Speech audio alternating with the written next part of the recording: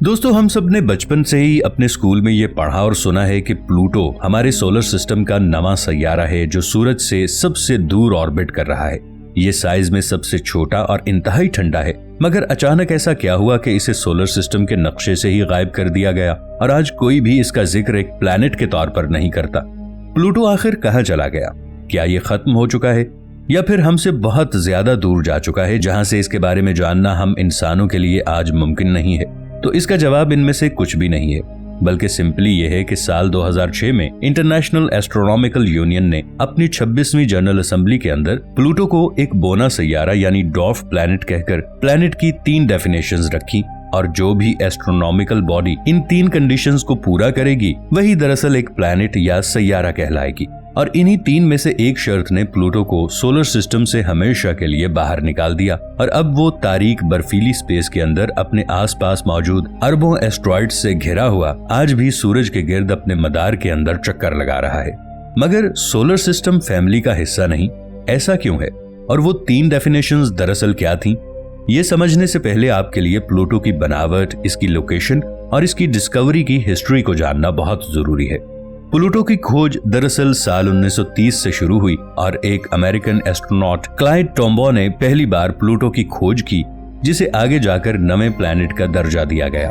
Mathematical calculations के हिसाब से इसे साइज के अंदर मरकरी सैयारे से भी बड़ा होना चाहिए था, मगर ऐसा नहीं हुआ, बल्कि इसका रकबा जमीन पर मौजूद रशिया मुल्क से सिर्फ थोड़ा सा बड़ा है, क्योंकि इसका रकबा 17.7 मिलियन स्क्वायर किलोमीटर जबकि रशिया का रकबा 17.1 मिलियन स्क्वायर किलोमीटर है, जो कि दुनिया के रकबे के लिहाज से सबसे बड़ा मुल्क है।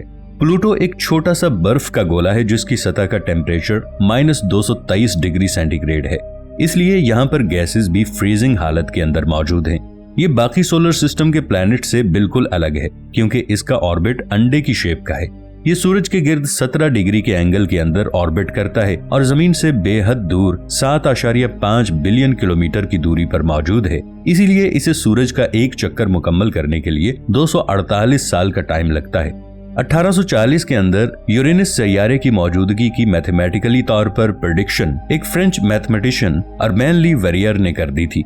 जब उसने देखा कि यूरेनस प्लैनेट, जो कि नेपच्यून से पहले मौजूद सैयारा है, इसके ऑर्बिट के अंदर कोई चीज हलचल या बदलाव पैदा कर रही है, जो कि 8वां सैयारा हो सकता है। और यूं नेपच्यून सैयारे की खोज हुई जो कि प्लूटो से पहले मौजूद है।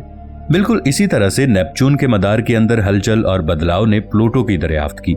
1929 में इस पर रिसर्च शुरू हुई तो क्लाइड टोम्बो को यह काम सौंपा गया और यूं 18 फरवरी 1930 को इसकी दरियाफ्त नवे सैयारे के तौर पर हुई। तो अपनी सारी कैलकुलेशंस को गलत साबित होता देखकर वो हैरान रह गए कि ये जमीन के मैस के बराबर नहीं बल्कि इसका मैस तो चांद से भी कम है, क्योंकि प्लूटो के चांद चायरन ने इसके मुतालिक हमें बताया कि ये दरअसल जमीन के मुकाबले में सिर्फ 0.2% ही है। अब तक हमारे पास इसकी सिर्फ धुंधली तस्वीरें ही मौजूद थीं, इसलिए इसके बारे में मजीद जानना इंतहाई जरूरी था और वो मुमकिन था किसी स्पेस प्रोब की मदद से।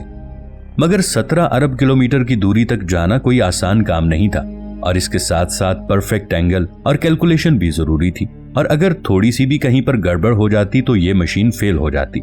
1977 के अंदर पहले वॉयेजर 2 और फिर वॉयेजर 1 स्पेसक्राफ्ट को सोलर सिस्टम के गैस जायंट्स की खोज के लिए भेजा गया, जिसके अंदर प्लूटो भी शामिल था। इसने हमें इन प्लैनेट्स के बारे में जानने के लिए बहुत सारी कीमती इंफॉर्मेशन फराहम की, लेकिन प्लूटो अभी भी हमारी पहुंच से बहुत दूर था। हमारे पास इसकी सिर्फ एक धुंधली सी तस्वीर के सिवा कुछ भी नहीं था।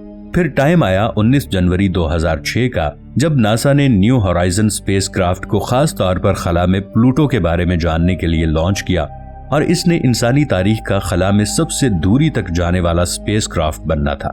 और आज भी हमसे राबिता टूटने के बावजूद ये खला के अंदर कहीं पर दूर मुसलसल आगे बढ़ता ही चला जा रहा है। ये 5 अरब किलोमीटर की दूरी का फासला 9.5 साल के अंदर तय करके प्लूटो से सिर्फ 10 दिन दूर था कि अचानक इसका राबिता हमसे टूट गया। इसे प्लूटो के गिर्द मौजूद कुइपर बेल्ट को भी स्टडी करना था, जो कि कई छोटे सैयारों, हजारों पुराने बर्फीले ऑब्जेक्ट्स, अरबों कॉमेट्स या बर्फीले एस्ट्रॉइड्स का घर है।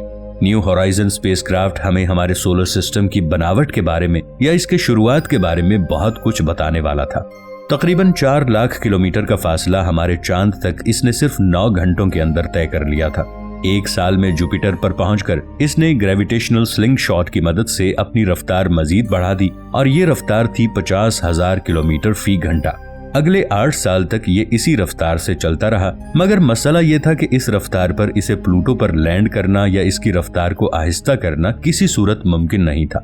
इसीलिए ये सिर्फ एक फ्लाई बाय मिशन था, यानी सिर्फ एक चांस था कि प्लूटो के ऊपर से चक्कर लगाकर न्यू होराइजन स्पेसक्राफ्ट को ऑब्जर्व करके इसका तमाम डेटा इकट्ठा करे, क्योंकि जमीन से इसे ऑपरेट करने के लिए एक सिग्नल को रोशनी की रफ्तार से भी 4.5 घंटे का वक्त लगता है।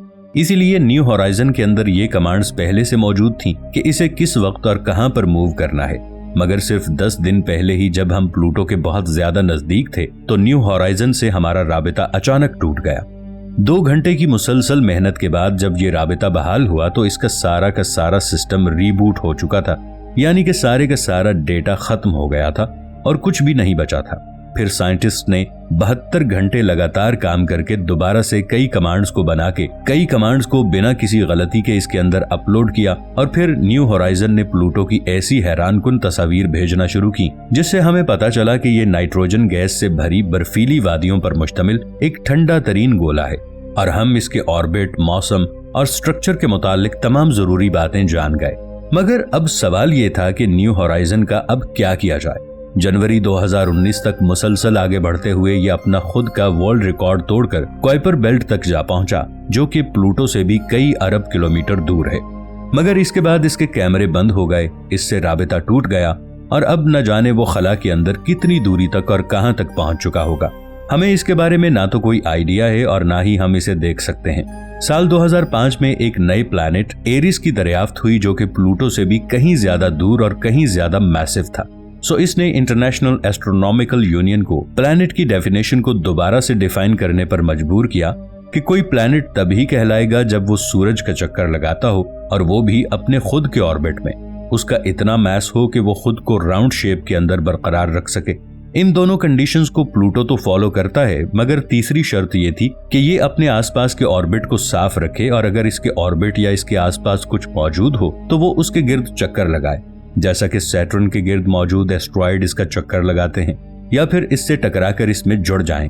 और यही वो तीसरी कंडीशन थी जिसको प्लूटो फॉलो नहीं करता, क्योंकि ये साइज में इतना छोटा है कि इसकी ग्रेविटी ना तो इन एस्ट्रॉइड्स को घुमा सकती है और ना ही खुद में समा सकती है। इसीलिए इसे बोने सैयारों यानी ड्वार्फ प्लैनेट्स की एक कैटेगरी के अंदर डाल दिया गया, जिसके अंदर और भी 4 सैयारे शामिल हैं जो बिल्कुल प्लूटो की ही तरह अपने मदार के अंदर हमारे सूरज का चक्कर लगा रहे हैं। यानी प्लूटो पहले ही की तरह हमारे सोलर सिस्टम के अंदर मौजूद है, ये तबाह नहीं हुआ, बस इसकी कैटेगरी बदल गई है। दोस्तों, वीडियो अच्छी लगने की सूरत में इसे लाइक और चैनल को सब्सक्राइब जरूर कर लीजिएगा। मिलेंगे एक नई वीडियो के साथ, तब तक के लिए ताहिर उबैद चौधरी को दीजिए इजाजत। अल्लाह निगहबान।